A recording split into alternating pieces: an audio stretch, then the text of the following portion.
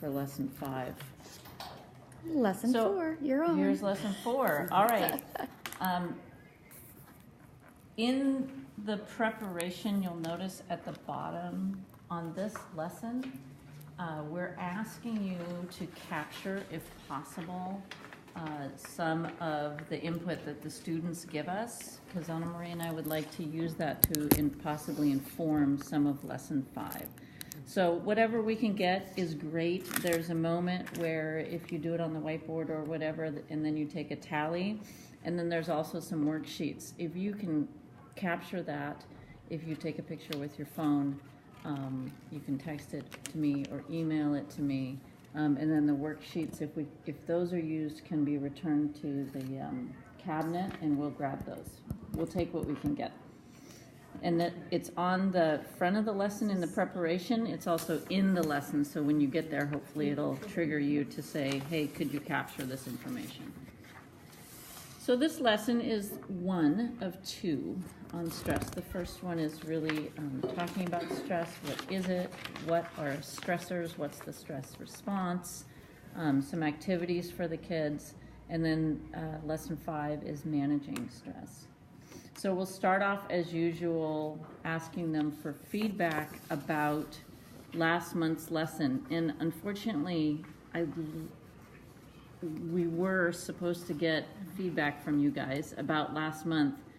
We won't do it now. If we have time at the end, maybe we can. That's a good idea. Or I will solicit you via email, because last time we got a lot of really good feedback about the time before, so it's really helpful.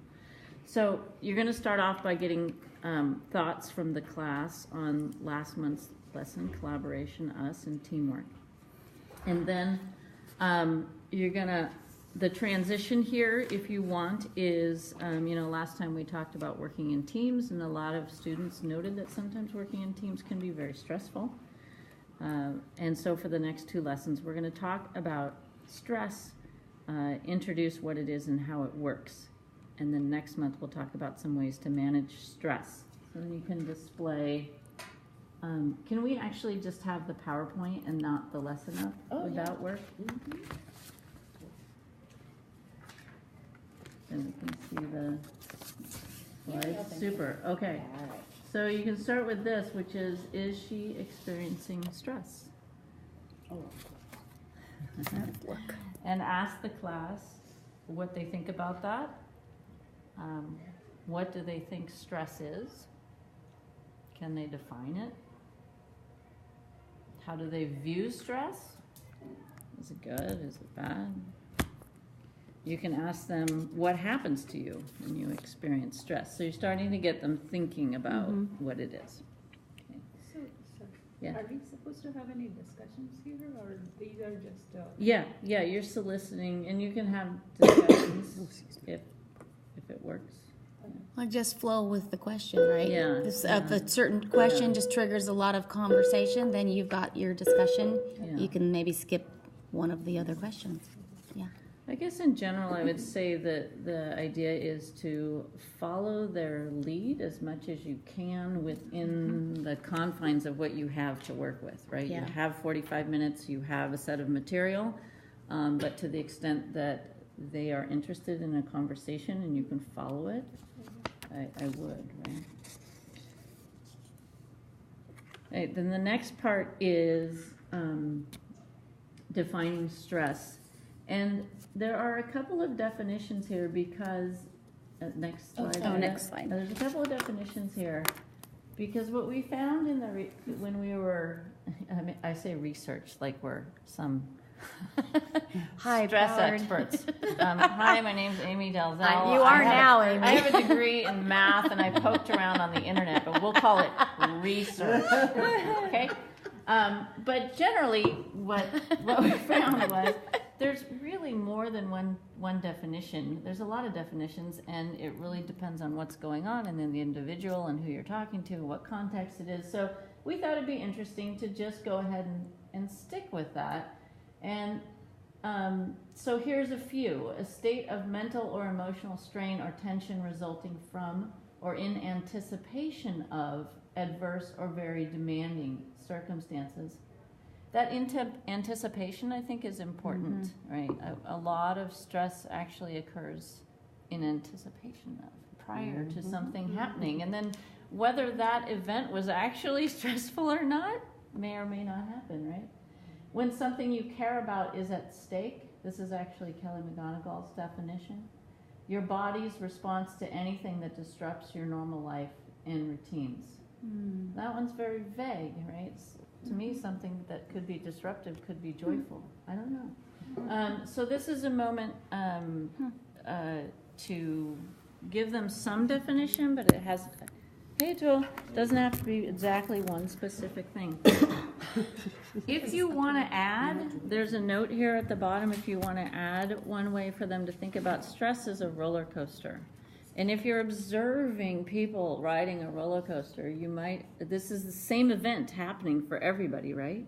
But the people in back might be hunched down and white-faced and knuckling that safety bar and looking like this is the worst experience of their life. And the people in front of the roller coaster just might be bright-eyed and yippee-you, and this is fantastic, and they got a rush and they're feeling excited. And the people in the middle might just be kind of like, meh, whatever, I've been on better, or and yet they're all experiencing the same thing, and the stress is very different throughout it. So that's the introduction. Then we're going to have a little activity. For this activity, there's a worksheet, and it is in the appendix here. So if you would just like to print it out and take it with you, you'll probably need about 8. Yeah. Do they have, Karen made a bunch of those, If right? you want, there's copies in the Orange folder. there they are. Oh, In the orange folder, Okay. in the cabinet, if you want to print it out at home, so you can get it either way. can you hold up the orange folder on the Maria's for the video viewers at home? There it is. Bright orange folder, people. Pull it out. Excellent. Thank you. So you're gonna break, this is a chance for them to brainstorm, sort of like Ginny had us do in the beginning, right? Break them into small groups, possibly 8 groups, 3 or 4 to a group, not too big. The note from last year when this was done, that it was better to have smaller groups. They had more discussion. Bigger groups, some people check out and didn't participate.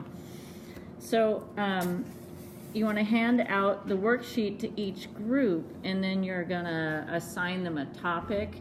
So you could just go around, this group is school, and there's a place for them on a worksheet to write school, so they can keep on track. Home, extracurricular, friendships / social.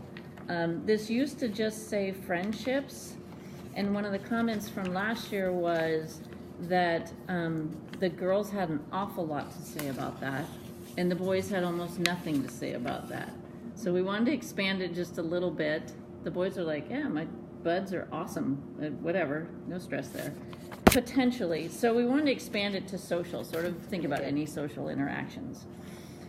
So you have all the groups, and they all each have a subject. If you have 8 groups, there's 2 groups with school, 2 groups with home, 2 groups with extracurricular, friendship, social. Their job with their group is to come up with a list of stressors.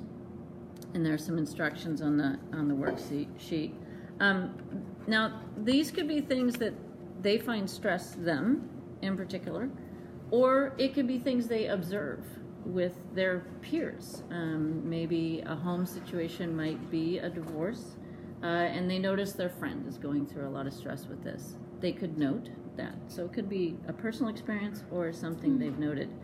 I would say, want it to be peer group, right? Not what stresses out mom or dad, not what stresses out 5-year-old sister, because we want to be informed about this age group. When they're done, they're going to read their list aloud. And to the extent that you can do this, capture the individual things on the whiteboard. So now you have this list of things on the whiteboard. And then we can do is we want to get a little sense and also have them experience how common is this stressor amongst the peers. So you could do a show of hands if people want, I don't know, and homework, but I'm hoping that they'll be more detailed than that, right? Homework is really broad. What is it about homework? Is it getting assigned? Is it doing it at home? Is it I don't have enough paper? Is it there's too much, right? There's a lot of different ways that could be. So hopefully they're more detailed than that, and they could raise their hand and you could just count quickly how many. It doesn't have to be exact, it's just a quick read. And then you could spend a moment debriefing, and this is where we want to kind of introduce what Anna Maria calls lifestyle stress. Is that right? Is that how you've termed it? So there's certain moments, there's certain things that stress us.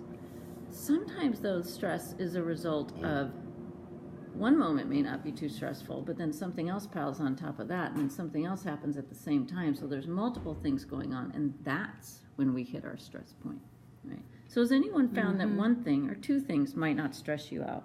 But when there's a buildup of many things at the same time, then you're overstressed. And again, given time and constraints, you could spend a moment exploring this with them. Maybe it's just something you float out and there's no response in the room at all. That's okay. It's got them thinking about it a little bit.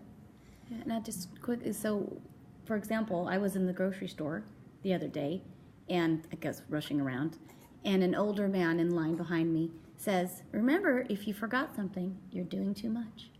And I'm like, oh, well, yeah. So if the kids, I'm just thinking here that might apply, that kids might need to know what that looks like. Like that's one thing it could look like. You're forgetting things all the time, right? Yeah. Your routine gets dropped out. Yeah. So to the extent that you can, again, here's the note in number 8. Take a picture and text it to me of that tally on the whiteboard. Collect the worksheets, and hopefully we can get some good input from this. Okay. The next section is a discussion about stress, more understanding. So we're going to watch a video on what it is and why we have it. And you can go ahead and watch the video.